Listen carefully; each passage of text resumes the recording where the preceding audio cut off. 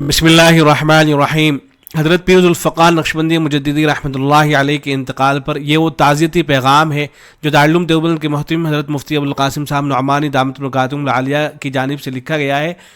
حضرت پیر ذوالفقار نقشبندی دامت برکاتہم العالیہ کے جو فرزندان ہیں حضرت مولانا حبیب اللہ صاحب نقشبندی دامت برکاتہم العالیہ اور حضرت مولانا سیف اللہ نقشبندی دامت برکاتہم العالیہ، ان حضرات کے نام یہ پیغام لکھا گیا ہے۔ ایسے ہی دارالعلوم وقف کی جانب سے بھی پیغام ہے۔ یہ دونوں ہی جو تعزیتی پیغامات ہیں میں ان کو پڑھ کے سنا دیتا ہوں۔ ان میں لکھا گیا ہے: مکرمان محترمان جناب مولانا حبیب اللہ نقشبندی صاحب و مولانا سیف اللہ نقشبندی صاحب زیدہ مجدکما،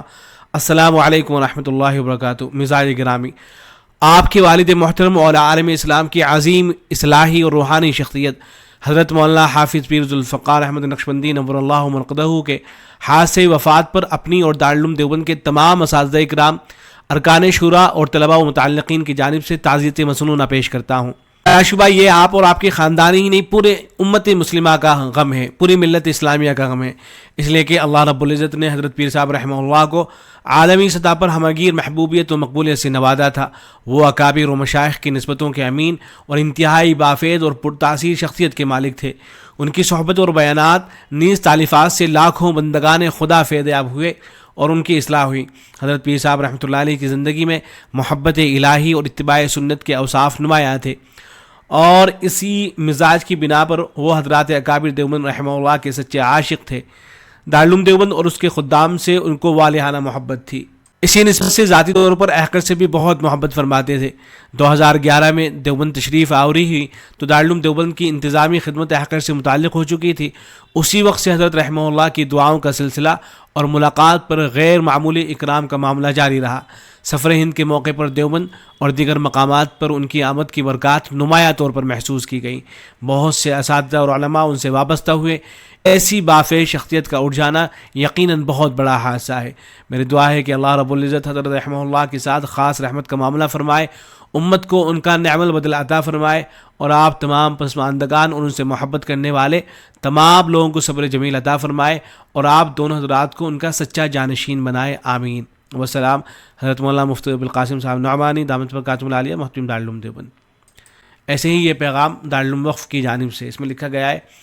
گرامی قدر محترم المقام جناب مولانا حبیب اللہ صاحب و جناب مولانا سیف اللہ صاحب نقشبندی زیدہ مجدکم، السلام علیکم ورحمۃ اللہ وبرکاتہ۔ امید کے مزاج گرامی بخیر و عافیت ہوں گے۔ دارالعلوم وقف دیوبند کے شعبہ بحث و تحقیق حجت الاسلام اکیڈمی کے زیر اہتمام حضرت امام المحدثین علامہ سید محمد انور شاہ کشمیری رحمہ اللہ کی حیات و خدمات کے مختلف علمی و فکری پہلوؤں پر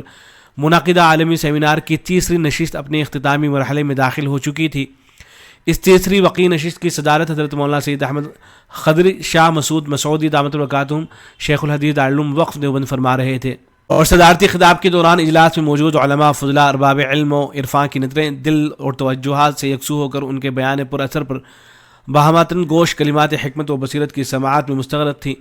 اسی روح پرور اور علمی فضا کے دوران اچانک حضرت مولانا محمد سلمان صاحب بجنوری دامت برکاتہم استاد حدیث دارالعلوم دیوبند کے فون پر ایک کال موصول ہوتی ہے۔ کال سنتے ہی حضرت موصوف مکرم کے چہرے کا رنگ متغیر ہو گیا، آنکھوں سے اشکوں کا بے اختیار سیلاب امڑ آیا، اور جسم پر ایک غیر ارادی لرزش طاری ہو گئی، جو اس بات کی خاموش مگر پر اثر شہادت تھی کہ کوئی نہایت جانکاہ اور دل دہلانے والی خبر پہنچی ہے۔ اس ناگہانی پیش آمدہ صورتحال نے شہ نشین پر موجود تمام اکابر و معزز شخصیات کو گہری تشویش میں مبتلا کر دیا، اور جب یہ سائق اثر اطلاع عام ہوئی کہ عالمی شہرت یافتہ بزرگ طریقت و مرشد اہل دل حضرت شیخ پیر ذوالفقار احمد صاحب نقشبندی قدس سرہ وصال فرما گئے ہیں، تو سیمینار ہال میں موجود علماء و افاضل کا مجمع دم بخود خاموشی کے حصار میں آ گیا، اور پورا ماحول بیک دم حزن و ملال اور دل شکستہ کیفیت میں ڈھل گیا، جہاں خاموش آنسو، جھکی نگاہیں اور مضطرب دل اس عظیم روحانی سانحہ پر قلبی کرب باطن، تسلیم و رضا اور صبر جمیل کی خاموش شہادت دے رہے تھے۔ انا للہ و انا الیہ راجعون۔ شمس نیم روز کی طرح یہ حقیقت بالکل ناقابل تردید ہے کہ اس دار فانی میں کسی کو بھی دوام حاصل نہیں، البتہ اعمال کا انجام مختلف ہے۔ اگر اعمال صالحیت اور ادائے حق کے متنوع عناوین سے متصف ہوں تو حیات دنیاوی میں بھی حق تعالیٰ کی محسوس اور نمایاں رحمتوں اور برکتوں کا ہر ایک ظہور من جانب اللہ جزائے خیر کا اعلان بن کر سامنے آتا ہے، اور انتہا میں یہی اعمال دائمی اور ابدی کامیابیوں، سرخ روئی آخرت اور قرب الہی کی ضمانت و شہادت قرار پاتے ہیں، جبکہ اس کے برعکس سوئے عمل کا غلبہ ہو تو اس کا انعکاس آغاز ہی سے زوال پذیری کی صورت میں ظاہر ہوتا ہے، اور انجام بالآخر سراسر فنا، خسران اور محرومی پر منتج ہو جاتا ہے۔ حضرت والا کی عظیم شخصیت اول ذکر جواہر آراء اور صاف سے مزین ایسی قابل رشک نمونہ تھی جس کی مسلم شریف میں تعبیر تجسیم ان الفاظ میں وارد ہوئی ہے: یبعث کل عبد علی ما مات علیہ، ہر بندہ اسی حالت پر اٹھایا جائے گا جس حالت پر اس کی موت آئی۔ یہی وجہ ہے کہ جس طرح حیات انسانی میں مراتب و تفاوت پائے جاتے ہیں،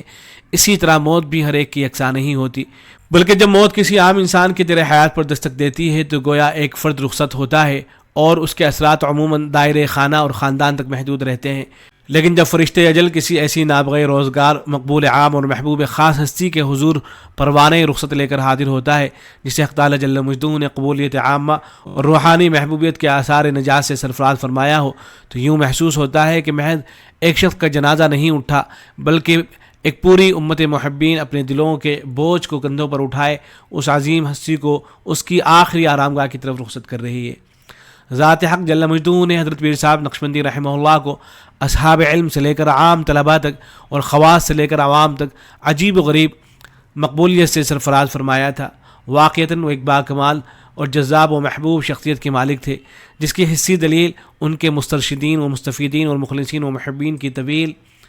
ترین فہرست میں ملتی ہے۔ سید الطائفہ حضرت حاجی امداد اللہ ماہر مکی نور اللہ مرقدہ کی ذات اقدس کو حق تعالیٰ نے روحانی گرویدگی اور باطنی کشش کا ایسا مرکز و محور عطا فرمایا تھا کہ ان کے عہد میں جبال علم و عمل اور اصحاب فنون و کمال بھی حضرت حاجی صاحب کے حلقے ارادت میں شمولیت کو اپنی عظیم سعادت اور سرمار افتخار سمجھتے تھے۔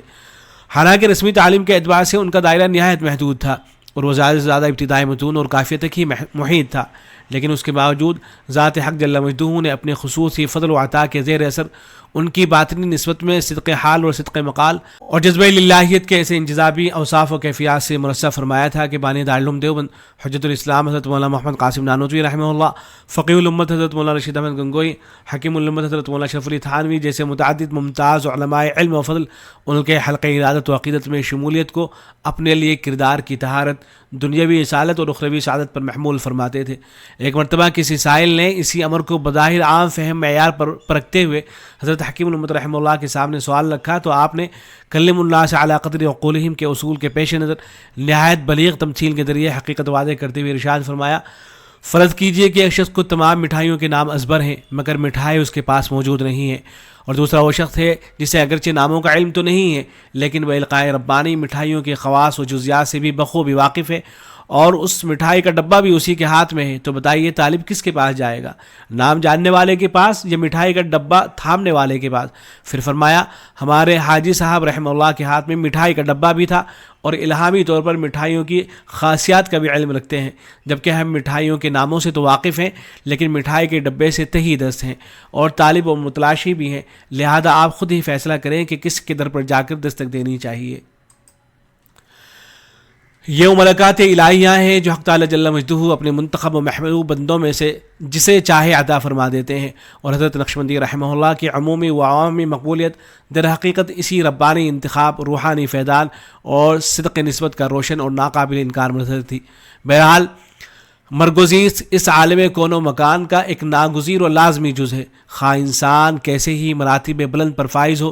رفعت و سربلندی کی انتہاؤں کو چھو لے، کامیابیوں کے آفتاب و مہتاب کو مسخر کر لے، یا شہرت و مقبولیت اور فیض رسانی کے اوج ثریا تک ہی کیوں نہ رسائی پالے، مگر موت سے فرار کسی کے لیے بھی ممکن نہیں ہے۔ تاہم بعض نفوس قدسیہ کے لیے موت محض ایک اختتام نہیں بلکہ ایک بے مثل و لا مثال عطیہ خداوندی بن کر جلوگر ہوتی ہے، اس لیے کہ جس نے منبع کمال ذات الازوال کی بندگی اور اطاعت میں عمر بھر کے ایام بسر کیے گئے ہوں، آج اسی حاکم مطلق کی بارگاہ عالیہ میں اجر و جزا کے لیے حاضری کی سعادت عظمیٰ میسر آئی تو گویا شرف بندگی اپنی معراج کو پہنچ چکی ہے۔ ظاہر ہے کہ پھر اس سے بڑھ کر شرف و سعادت اور خوشبختی کا کوئی بھی درجہ باقی نہیں رہتا ہے۔ تمام دنیا میں لاکھوں افراد کے درمیان راقم السطور بھی دارالعلوم وقف دیوبند کے موقر اور محترم اساتذہ کرام و اراکین سمیت ایصال ثواب کے بعد بارگاہ رب ذوالکرم کی بارگاہ عالی میں دست بدعا ہے کہ حق تعالی جل مجدہ اپنی بے حد و حساب سایہ فقر رحمتوں کے جلوں میں اعلیٰ علیین میں مقام کریم سے سرفراز فرماتے ہوئے جملہ اہل خانہ و خاندان اور مسترشدین و مستفیدین کو صبر جمیل کی توفیق سے سرفراز فرمائے، آمین یا رب العالمین۔ حضرت مولانا محمد سفیان صاحب قاسمی دامت برکاتہم العالیہ، محترم دارالعلوم وقف دیوبند۔ السلام علیکم و رحمۃ اللہ۔